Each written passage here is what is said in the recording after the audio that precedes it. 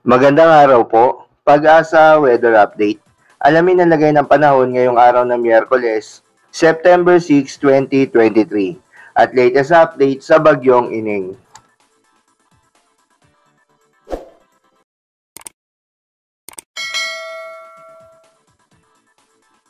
Magandang umaga po sa inyong lahat. Narito na yung ating final update sa Bagyong Si Ineng na lumabas na ho ng Philippine Air Responsibility kaninang alas 4 ho ng madaling araw. So narito po yung update natin as of September 6 ngayong Miyerkules.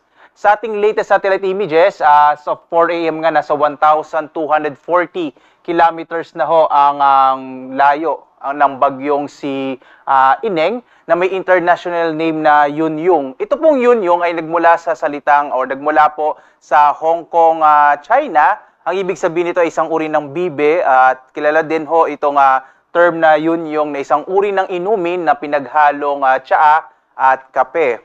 At sa ngayon nga ang kanyang lakas ay nasa 55 kilometers per hour malapit sa gitna at pagbugso na sa 70 kilometers per hour.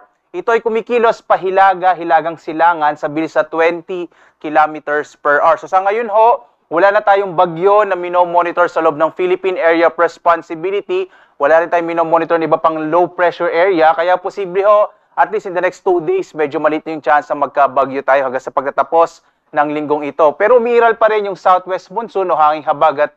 Bagamat inaasahan ho natin sa mga sunod na araw ay hina na rin ito, yung nagpapalakas kasi sa habagat, yung kung maalala ho ninyo, yung bagyong Hana, ay nalusaw na rin sa may bahagi ho ng China. Kaya sa ngayon, ay inaasahan na lamang natin yung mga pag-ulan, partikular na lamang dito sa may kanlurang bahagi ng Luzon, yung Ilocos Region, Bataan at Zambales. Yung iba pang bahagi ng Luzon, kasama ho dyan yung Metro Manila, yung Calabarzon, Mimaropa, sa Cordillera, posible medyo maulap na lamang yung kalangitan, pero po mas malita yung tsansa ng mga pag-ulan sa araw na ito. Sa lalabing bahagi ng bansa, sa mga kababayan ho natin sa Visayas, sa Mindanao, dito sa Bicol Region, sa may bahagi din ho ng Cagayan Valley Region, inaasahan naman natin yung mga usual ho na localized rain showers and thunderstorms sa hapon, hanggang sa gabi o minsan ho sa madaling araw, hindi naman ito masyadong nagtatagal. Sa latest track nga ho ng bagyong si Ineng, makita ho natin nasa may bandang boundary na ng PAR itong bagyong Ineng nung 2 a.m. kanina nga alas 2 ng madaling araw. At alas 4 nga, tuluyan itong lumabas ng ating boundary.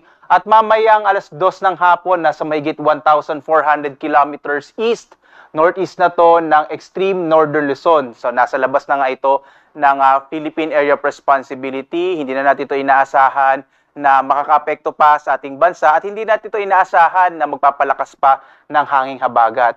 Ngayong araw, posible pa rin ho yung mga pag-ulan, partikular na lamang dito sa may Ilocos Region, Zambales at Bataan. Sa iba pang bahagi ng ating bansa, posible na lamang ho yung mga localized rain showers and thunderstorms. In general, posibleng medyo mainit na panahon ang mararanasan sa malaking bahagi ng Luzon, ng Visayas at ng Mindanao. Samantala, bukas, inaasahan natin posible ho na medyo maulan sa may Batanes at Babuyan Islands, epekto ho ng habagat, na posible pang makapekto sa lugar na yan. Pero inaasahan natin sa mga sunod na araw ay tuluyan na ngang hihina itong hanging habagat.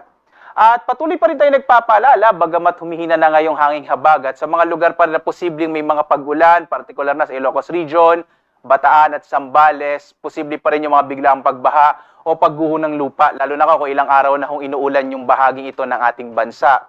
May nakataas pa rin tayong gale warning, bagamat nabawasan ho ito.